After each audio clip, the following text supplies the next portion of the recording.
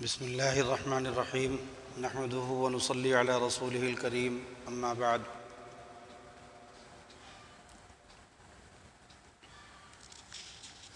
اس سے پہلے والی نشست میں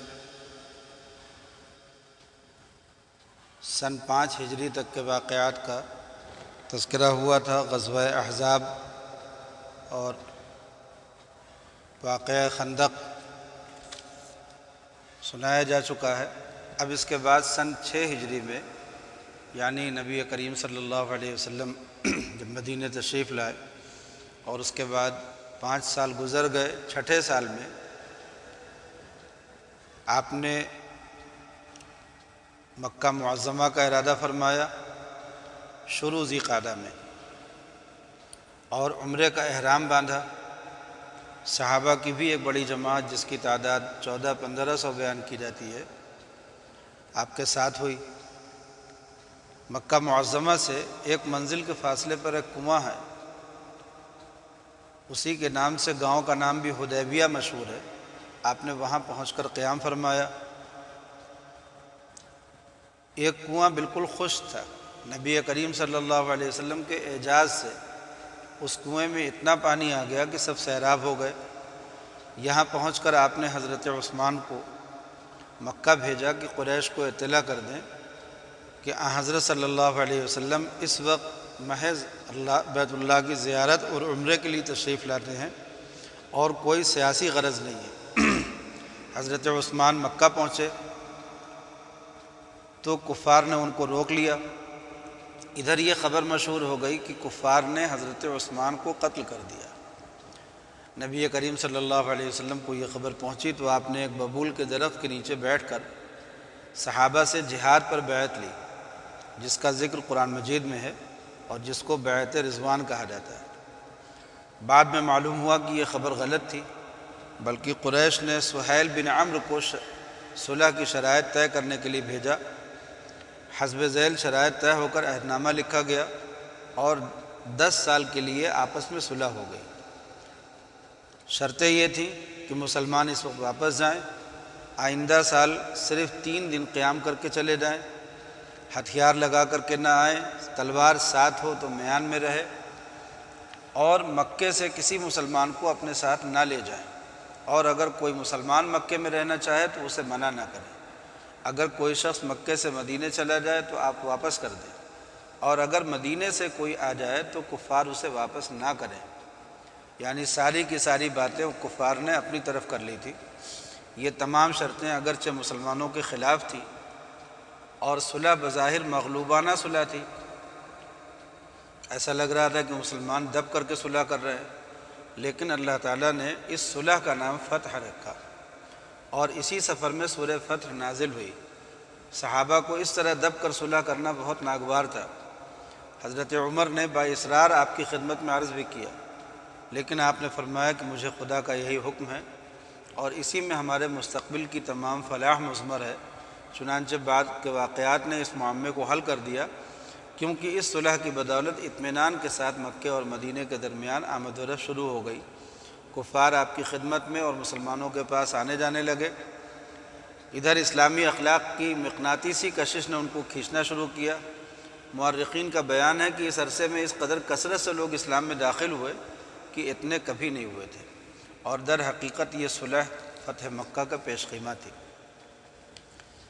اس صلح کی وجہ سے راستہ مامون ہو گیا، تو حضرت صلی اللہ علیہ وسلم نے ارادہ کیا کہ اب حق کی آواز تمام دنیا کے بادشاہوں تک بھی پہنچا دی جائے۔ چنانچہ عمرو بن امیہ کو اسمحہ نامی نجاشی بادشاہ حبشہ کی طرف بھیجا۔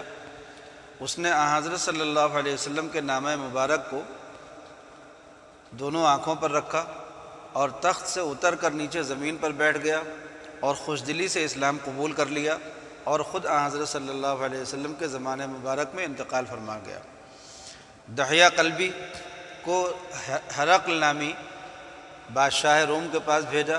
اسے بھی مضبوط دلیلوں اور پہلی کتابوں کی شہادتوں سے ثابت ہو گیا کہ آپ نبی برحق ہیں۔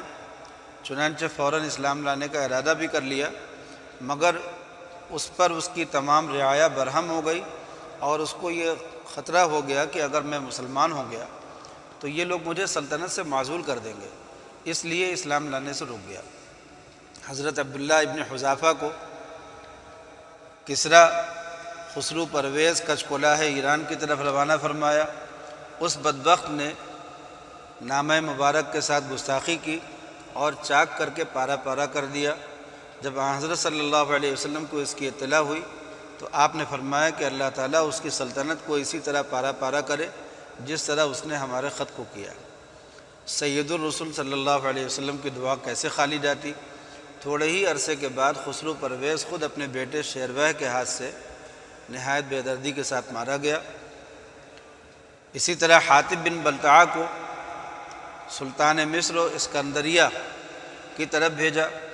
اس کے دل میں بھی اللہ تعالیٰ نے اسلام کی حقانیت اور آپ کی صداقت ڈال دی، چنانچہ حضرت حاتب کے ساتھ بہت اچھا سلوک کیا اور حضرت صلی اللہ علیہ وسلم کے لیے چند تحفے، جن میں ایک کنیز یعنی باندی ماریہ قبطیہ بھی تھی، اور ایک سفید خچر جس کا نام دلدل تھا، اور ایک روایت میں کہ 1000 دینار اور 20 جوڑے بھی ہدیے میں تھے۔ اور حضرت عمرو بن العاص کو بادشاہان عمان یعنی جعفر اور عبداللہ کے پاس بھیجا۔ ان کو بھی ذاتی تحقیق اور کتب سابقہ کے ذریعے سے آپ کی نبوت کا یقین ہو گیا، اور دونوں مسلمان ہو گئے، اور اسی وقت سے رعایا سے مال زکوٰۃ کا جمع کرنا شروع کر دیا اور حضرت عمرو بن العاص کے سپرد کر دیا۔ حضرت خالد بن الولید اس وقت تک ہر جنگ میں مسلمانوں کے خلاف جنگ کرتے تھے، اس لیے کہ اسلام نہیں لائے تھے۔ اکثر جنگوں میں اور بالخصوص غزوہ احد میں انہی کی وجہ سے کفار کے اکھڑے ہوئے پاؤں جمے تھے، لیکن صلح حدیبیہ کے بعد خود بخود مکے سے مسلمان ہونے کے لیے سفر کرتے ہیں۔ راستے میں عمرو بن العاص سے ملاقات ہوئی تو معلوم ہوا کہ وہ بھی اسی ارادے سے جا رہے ہیں۔ دونوں ساتھ پہنچ کر مشرف اسلام ہو گئے۔ تو یہ واقعات تھے سن 6 ہجری کے۔ سن 7 ہجری میں یعنی ہجرت کے 7ویں سال میں مدینہ کے یہود میں سے بنو نذیر جب خیبر میں جا کر آباد ہوئے تو خیبر یہودیت کا مرکز بن گیا۔ یہ لوگ تمام اطراف کے عرب کو اسلام کے خلاف بھڑکاتے تھے۔ محرم یا جمادی الاولیٰ سن 7 ہجری میں حضرت صلی اللہ علیہ وسلم 400 پیدل اور 200 سواروں کے ساتھ ان پر جہاد کے لیے تشریف لے گئے۔ قتل و قتال کے بعد اللہ تعالیٰ نے مسلمانوں کو فتح دی اور یہود کے تمام قلعے مسلمانوں کے قبضے میں آ گئے۔ اس جہاد میں حضرت علی رضی اللہ تعالیٰ عنہ نے زیادہ حصہ لیا اور باب خیبر کو ہاتھ سے تنہا اکھاڑ دیا، حالانکہ 70 آدمی اس کے ہلانے سے عاجز تھے، اور بعض روایات میں ہے کہ اس دروازے کو آپ نے بجائے ڈھال کے استعمال کیا۔ خیبر فتح ہونے کے بعد حضرت صلی اللہ علیہ وسلم نے یہود فدق کی طرف ایک رسالہ بھیجا۔ انہوں نے صلح کر لی۔ صلح حدیبیہ میں جو عمرہ چھوڑ دیا گیا تھا اور کفار قریش سے یہ معاہدہ ہوا تھا کہ آئندہ سال عمرہ کریں گے اور 3 دن سے زائد قیام نہیں کریں گے، اس سال حسب وعدہ آپ اپنے تمام رفقا کے ساتھ پھر تشریف لے گئے اور معاہدے کی شرائط کی پوری پابندی کے ساتھ عمرہ ادا فرما کر واپس تشریف لائے۔ پھر سن 8 ہجری اس میں آپ نے موتا ملک شام میں بلقا کے شہر کے اطراف میں بیت المقدس سے تقریباً 2 منزل کے فاصلے پر ایک مقام کا نام ہے، یہاں مسلمانوں اور رومیوں کے درمیان پہلی جنگ ہوئی، جس کی وجہ یہ تھی کہ عمرو بن جبل نے جو شاہ روم کی طرف سے بصرہ کا گورنر تھا، حضرت صلی اللہ علیہ وسلم کے قاصد حارث بن عمیر کو قتل کر دیا تھا۔ نبی کریم صلی اللہ علیہ وسلم نے سن 8 ہجری کے نصف میں 3000 صحابہ کا لشکر اس کی طرف روانہ کیا۔ جب موتا کے قریب پہنچا تو رومیوں کو اطلاع ہوئی، وہ 1.5 لاکھ لشکر لے کر مقابلے کے لیے نکلے۔ چند روز جنگ ہونے کے بعد خدا تعالیٰ نے 1.5 لاکھ کفار پر 3000 مسلمانوں کا رعب اس طرح ڈال دیا کہ پسپا ہونے کے سوا ان کو کوئی صورت نجات نہیں ملی۔ تو 8ویں ہجری میں یہ سریہ، یہ جو جنگ ہے جس میں آپ خود تشریف نہیں لے گئے تھے، جس کو سریہ کہا جاتا ہے، تو موتا کا سریہ ہوا، سریہ موتا کہلاتا ہے۔ اور پھر حدیبیہ میں جو صلح نامہ لکھا گیا تھا، مسلمان اپنی عادت کے مطابق پوری پابندی کے ساتھ اس پر عامل تھے، کہ 8 ہجری میں اسی سن میں قریش نے عہد شکنی کی۔ نبی کریم صلی اللہ علیہ وسلم نے ایک قاصد بھیج کر قریش کے سامنے چند شرطیں اس صلح کی تجدید عہد کے لیے پیش فرمائیں، اور آخر میں تحریر فرما دیا کہ اگر یہ شرطیں منظور نہ ہوں تو حدیبیہ کا معاہدہ ٹوٹ گیا۔ قریش نے معاہدے کو توڑنا ہی پسند کیا۔ بالآخر آپ نے جہاد کی پوری تیاری شروع کر دی، اور 10 رمضان المبارک سن 8 ہجری بروز چہارشنبہ یعنی بدھ عصر کے بعد 10,000 صحابہ کی جمعیت کے ساتھ آپ مدینہ طیبہ سے نکلے۔ مقام قدیدیہ میں مغرب کا وقت ہو گیا تو روزہ افطار فرمایا۔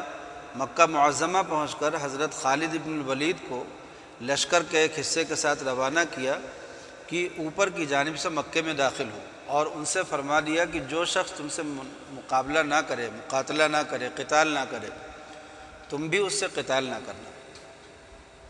ادھر دوسری جانب سے خود نبی کریم صلی اللہ علیہ وسلم داخل ہوئے اور اعلان عام فرما دیا کہ جو شخص مسجد میں داخل ہو جائے وہ مامون ہے، اور جو ابو سفیان کے گھر میں داخل ہو جائے وہ مامون ہے۔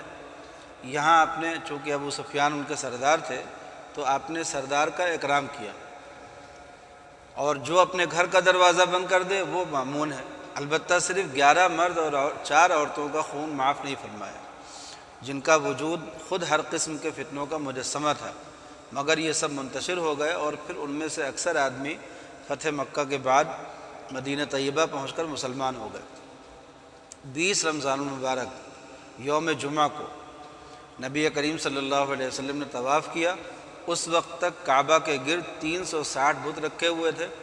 آپ کے دست مبارک میں ایک لکڑی تھی، جب آپ کسی بت کے پاس گزرتے تو اس سے اشارہ فرما دیتے اور وہ بت منہ کے بل گر پڑتا تھا، اور یہ آیت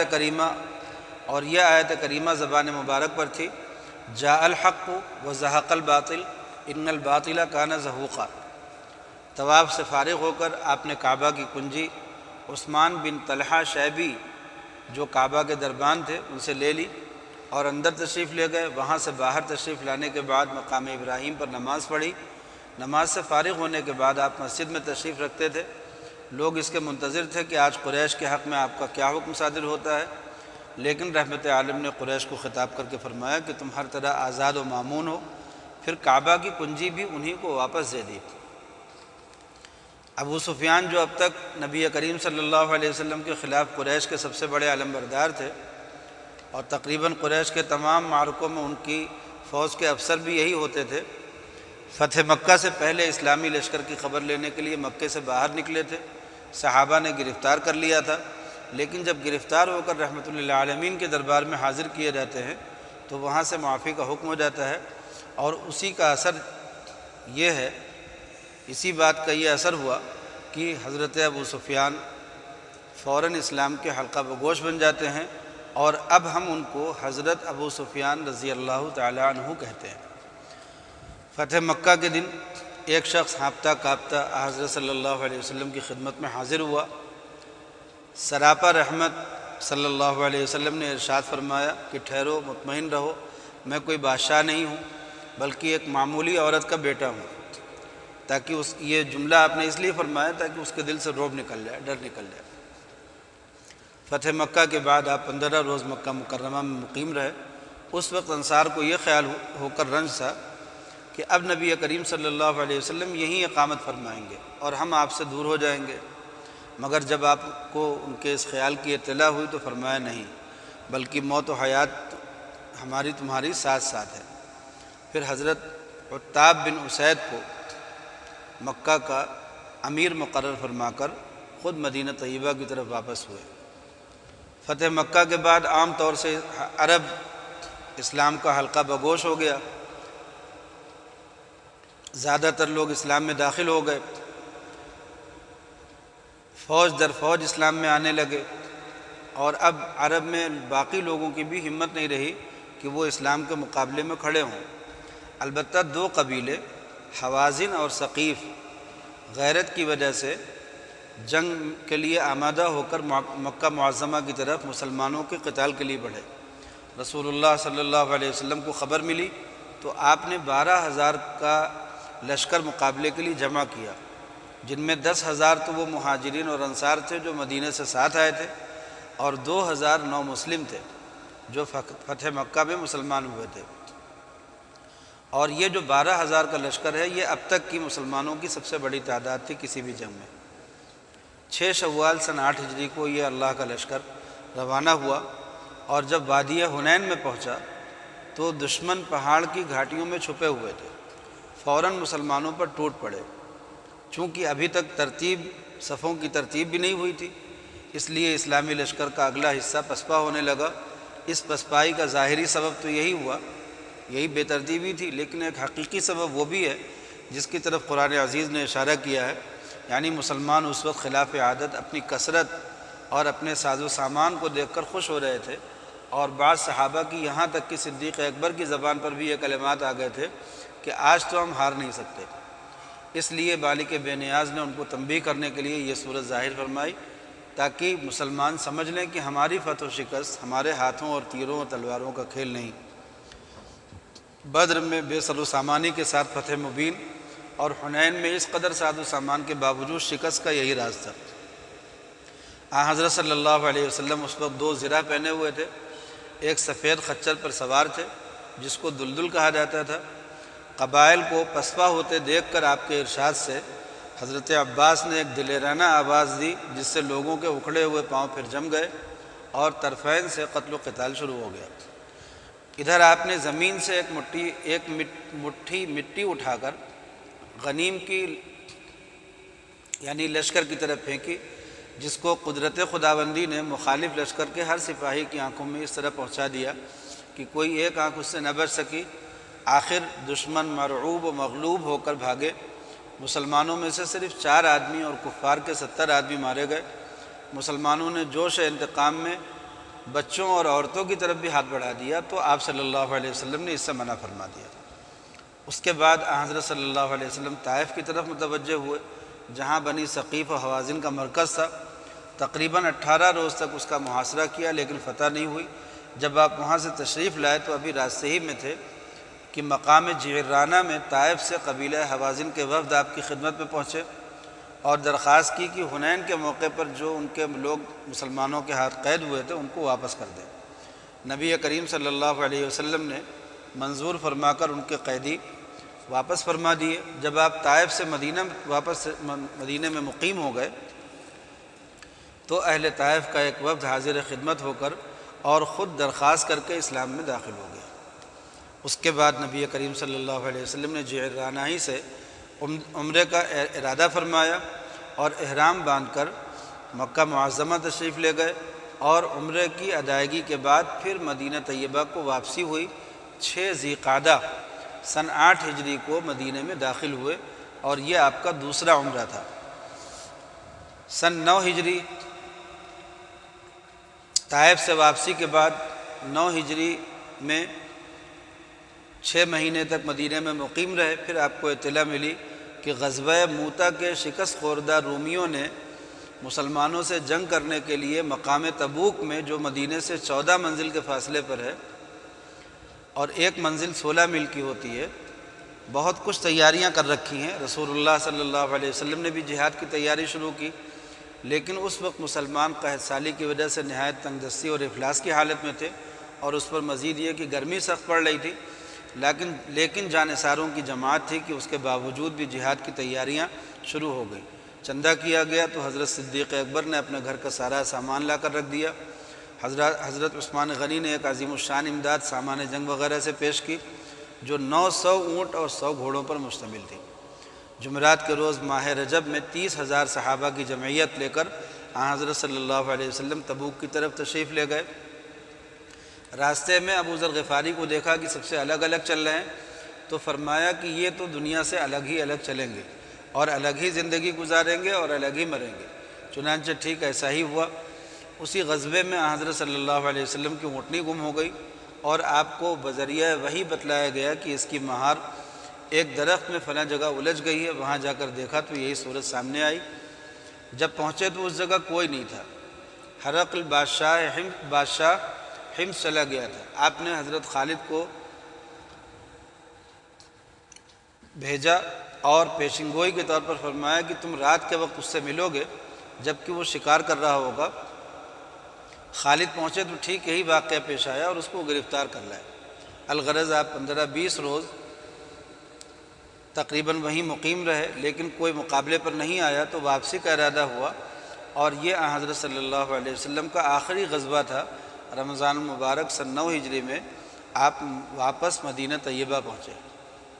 واپسی کے بعد آپ نے اس جگہ کو آگ لگا دینے کا حکم فرمایا جو منافقین نے مسلمانوں کے خلاف مشورے کرنے کے لیے مسجد کے نام سے جگہ بنائی تھی، اور مسلمانوں کو دھوکہ دینے کے لیے اس کا نام مسجد رکھ دیا تھا۔ اس سے یہ بھی معلوم ہو گیا کہ مسجد ضرار حقیقت میں مسجد تھی ہی نہیں۔ صلح حدیبیہ کے بعد جب راستے مامون ہوئے تو اشاعت اسلام ایک حد تک وسیع پیمانے پر ہو سکی، اور اسی لیے اس صلح کا نام آسمانی دفتروں میں فتح رکھا ہوا تھا۔ لیکن پھر بھی کچھ لوگ قریش کے دباؤ کی وجہ سے اسلام میں داخل نہیں ہو سکتے تھے۔ فتح مکہ نے اس قصے کو بھی طے کر دیا، اور اب قرآن عظیم نے تمام عرب میں گھر گھر پہنچ کر اپنے اعجازی تصرف سے سب کے قلوب پر سکہ بٹھا دیا، جس کا نتیجہ یہ ہوا کہ وہی لوگ جو کسی طرح اسلام اور مسلمانوں کی صورت دیکھنا نہیں چاہتے تھے، آج جوق در جوق نبی کریم صلی اللہ علیہ وسلم کی خدمت میں دور دراز کے سفر طے کرتے ہوئے وفدوں کی شکل میں آتے تھے، اور برضا و رغبت اسلام کے حلقہ بگوش بن کر اپنا جان و مال فدا کرنے کے لیے تیار ہو جاتے ہیں، اور یہ وفود اکثر 9 ہجری میں خدمت اقدس میں حاضر ہوئے۔ تبوک سے واپسی کے بعد ہی مدینہ طیبہ حاضر ہو کر وفد ثقیف مشرف اسلام ہوا، اور پھر پے در پے وفود آنے شروع ہو گئے، جن کی تعداد 70 تک نقل کی جاتی ہے۔ ان میں سے بعض کے واقعات مختصراً یہ ہیں کہ وفد بنی فزارہ پہلے ہی مسلمان ہو کر حضرت صلی اللہ علیہ وسلم کی خدمت میں حاضر ہوئے، وفد بنی تمیم آپ کی خدمت میں حاضر ہوئے، اور کچھ گفتگو کے بعد سب کے سب مسلمان ہو کر وطن کو لوٹ گئے۔ وفد بنی سعد بن ابی بکر، اس وفد کے امیر ضمام بن ثعلبہ تھے۔ انہوں نے حضرت صلی اللہ علیہ وسلم سے بہت سے سوال کیے، آپ نے سب کے شافی جواب دیے، اور پوری مذہب کی تحقیق کرنے کے بعد اور شرح صدر کے بعد مشرف اسلام ہو کر اپنی قوم کی طرف واپس ہوئے، اور قوم میں تبلیغ کی، جس کی وجہ سے ان کی ساری قوم مسلمان ہو گئی۔ وفد کندہ، سورہ صافات کی ابتدائی آیات سنتے ہی ان کے قلوب میں اسلام نے گھر کر لیا۔ وفد بنی عبد القیس، پہلے نصارہ تھے، عیسائی تھے، سب کے سب آپ کی خدمت میں حاضر ہو کر مشرف اسلام ہو گئے۔ آپ نے ضروری اسلامی تعلیمات ان کو دی۔ پھر وفد بنی حنیفہ بھی حاضر خدمت ہو کر مسلمان ہو گئے۔ ان میں مسلمہ بھی تھا، جو بعد میں نبوت کا دعویٰ کر کے مسلمہ کذاب کے نام سے پکارا گیا، اور محض اس دعویٰ نبوت کی بنا پر صدیق اکبر کے زمانے میں جماعت صحابہ کے ہاتھوں سے محض اپنے رفقا کے قتل کیا گیا۔ اس طرح سے وفد بنی قحطان، جس کے امیر زید الخیل تھے، یہ بھی سب کے سب حاضر ہو کر مسلمان ہوئے۔ وفد بنو حارث، ان میں خالد ابن الولید بھی تھے، جو مع اپنے رفقا کے مسلمان ہو گئے۔ اسی طرح بنی اسد، بنی محارب، ہمدان، غسان وغیرہ کے وفود کچھ حاضری سے پہلے اور کچھ بعد میں مسلمان ہوئے۔ تو یہ سب حضرات برضا و رغبت اسلام میں داخل ہوتے چلے گئے۔ اسی طرح پیادہ و سوار وفود حاضر ہو کر اسلام لاتے رہے، یہاں تک کہ سن 10 ہجری میں نبی کریم صلی اللہ علیہ وسلم کے ساتھ حج میں 1 لاکھ سے زیادہ مسلمان تھے، اور جو لوگ اس حج میں حاضر نہیں ہوئے تھے ان کی تعداد بھی اس سے کئی گنی تھی۔ غزوہ تبوک کے بعد ذی قعدہ سن 9 ہجری میں حضرت صلی اللہ علیہ وسلم نے حضرت صدیق اکبر کو امیر حج بنا کر مکہ معظمہ روانہ فرمایا۔ 25 ذی قعدہ سن 10 ہجری روز دوشنبہ کو حضرت صلی اللہ علیہ وسلم کے لیے مکہ معظمہ کی طرف روانہ ہوئے۔ حضرت صلی اللہ علیہ وسلم مکہ معظمہ کی طرف روانہ ہوئے۔ صحابہ کی بھی عظیم الشان جمعیت ساتھ ہوئی، جس کی تعداد 1 لاکھ سے زائد منقول ہے۔ مدینہ منورہ سے 6 میل پر بمقام ذوالحلیفہ احرام باندھا۔ 4 ذی الحجہ کو بروز شنبہ مکہ معظمہ میں داخل ہوئے اور حسب قواعد شرعیہ حج ادا کیا۔ 9 تاریخ کو عرفات تشریف لے جا کر آپ نے ایک مفصل اور بلیغ خطبہ دیا، جو حکمتوں اور نصیحتوں سے بھرا ہوا خدا کے آخری رسول کا آخری پیغام تھا۔ خصوصاً اس کے مندرجہ ذیل ارشادات ہر مسلمان کو اپنے صفحہ دل پر لکھ لینا چاہیے۔ آپ نے فرمایا کہ اے لوگو، میرا کلام سنو، تاکہ میں تمہارے لیے تمام ضروری امور کو بیان کروں۔ نہ معلوم کہ آئندہ سال پھر میں آپ سے مل سکوں یا نہیں۔ اس کے بعد فرمایا کہ مسلمانوں کی جان و مال و آبرو تم پر قیامت تک اسی طرح حرام ہے جیسے اس دن یعنی عرفہ، اس مہینے ذی الحجہ اور اس شہر مکہ کی حرمت ہے۔ اس لیے جس شخص کے پاس کسی کی امانت ہو وہ اس کو ادا کر دے۔ اس کے بعد ارشاد فرمایا، اے لوگو تمہاری عورتوں کے تم پر کچھ حقوق ہیں اور ان پر تمہارے حقوق ہیں۔ اے لوگو سب مسلمان آپس میں بھائی بھائی ہیں، کسی شخص کے لیے اپنے بھائی کا مال بغیر اس کی خوشی کے حلال نہیں ہے۔ دیکھو میرے بعد تم پھر کافر نہ ہو جانا کہ ایک دوسرے کی گردنیں مارنے لگو، اس لیے کہ میں نے تمہارے لیے اپنے بعد خدا کی کتاب چھوڑی ہے۔ اگر تم اس کے احکام کو مضبوطی سے پکڑے رہو گے تو کبھی گمراہ نہیں ہوگے۔ پھر ارشاد فرمایا کہ اے لوگو تمہارا پروردگار ایک ہے اور تمہارے باپ ایک ہیں، تم سب آدم کی اولاد ہو اور آدم مٹی سے پیدا ہوئے ہیں۔ تم میں سب سے زیادہ عزت والا وہ ہے جو زیادہ متقی ہو۔ کسی عربی کو کسی اعجمی پر، کسی اعجمی کو کسی عربی پر تقویٰ کے سوا اور کسی وجہ سے فضیلت نہیں ہے۔ یاد رکھو کہ میں تبلیغ کر چکا اور یا اللہ تو گواہ ہے کہ میں تبلیغ کر چکا۔ حاضرین کو چاہیے کہ یہ کلمات غائبین تک پہنچا دیں۔ حج سے فارغ ہو کر حضرت صلی اللہ علیہ وسلم 10 روز مکہ معظمہ میں مقیم رہ کر مدینہ طیبہ واپس ہو گئے۔ مکہ معظمہ سے واپسی کے بعد 26 صفر سن 11 ہجری بروز دوشنبہ حضرت صلی اللہ علیہ وسلم نے ایک سریہ روم کے جہاد کے لیے تیار فرمایا، جس میں صدیق اکبر اور فاروق اعظم اور ابو عبیدہ جیسے اکابر بھی شامل تھے، مگر اس سریے کے امیر حضرت اسامہ مقرر ہوئے اور یہ آخری لشکر تھا جس کی روانگی حضرت صلی اللہ علیہ وسلم نے روانگی کا انتظام خود فرمایا تھا، اور ابھی روانہ نہیں ہوا تھا کہ آپ کو بخار آنا شروع ہو گیا۔ 28 صفر 11 ہجری چہارشنبہ کی رات میں آپ نے قبرستان بقیع غرقد آپ تشریف لے گئے، لے جا کر اہل قبول کے لیے دعائے مغفرت فرمائی اور فرمایا، اے اہل مقابر تمہیں اپنا یہ حال اور قبروں کا قیام مبارک ہو، کیونکہ اب دنیا میں تاریک فتنے ٹوٹ پڑے ہیں۔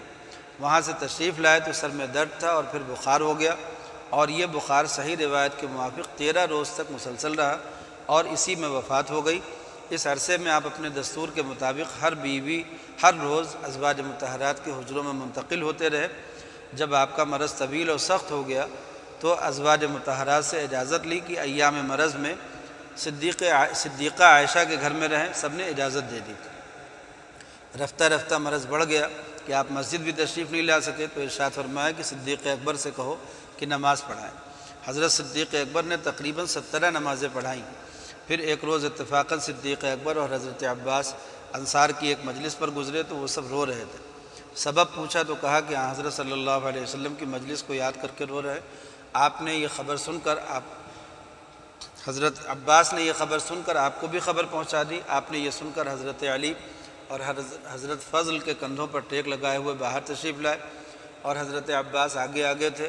آپ ممبر پر چڑھے لیکن نیچے ہی کی سیڑھی پر جلوہ افروز ہوئے، اوپر نہ چڑھ سکے، اور بلیغ خطبہ دیا جس کے بعض کلمات یہ ہے کہ اے لوگوں، مجھے معلوم ہوا ہے کہ تم اپنے نبی کی موت سے ڈر رہے ہو۔ کیا مجھ سے پہلے کوئی نبی ہمیشہ رہا ہے جو میں رہتا؟ ہاں، میں اپنے پروردگار سے ملنے والا ہوں اور تم مجھ سے ملنے والے ہو۔ ہاں، تمہارے ملنے کی جگہ حوض کوثر ہے، پس جو شخص یہ پسند کرے کہ بروز قیامت اس حوض سے سیراب ہو تو اس کو چاہیے کہ اپنے ہاتھ و زبان کو لا یعنی اور بے ضرورت باتوں سے روکے۔ میں تمہیں مہاجرین کے ساتھ حسن سلوک کی وصیت کرتا ہوں اور مہاجرین کو باہمی حسن سلوک اور اتحاد کی وصیت کرتا ہوں۔ اور ارشاد فرمایا کہ جب لوگ اللہ کی اطاعت کرتے ہیں تو ان کے حکام اور بادشاہ ان کے ساتھ انصاف کرتے ہیں، اور جب وہ اپنے پروردگار کی نافرمانی کرتے ہیں تو ان کے ساتھ بے رحمی کرتے ہیں۔ پھر اس کے بعد آپ نے آخری خطبہ دیا اور پھر آپ اس دنیا سے پردہ فرما گئے۔ اس واقعے کی تفصیل کا کچھ حصہ انشاءاللہ اگلی مجلس میں آنے والا ہے۔ اللہ تعالی ہم سب لوگوں کو نبی کریم صلی اللہ علیہ وسلم کی معرفت، پھر آپ سے محبت، پھر آپ کی اتباع کی توفیق عطا فرمائے۔ وآخر دعوانا ان الحمد للہ رب العالمین۔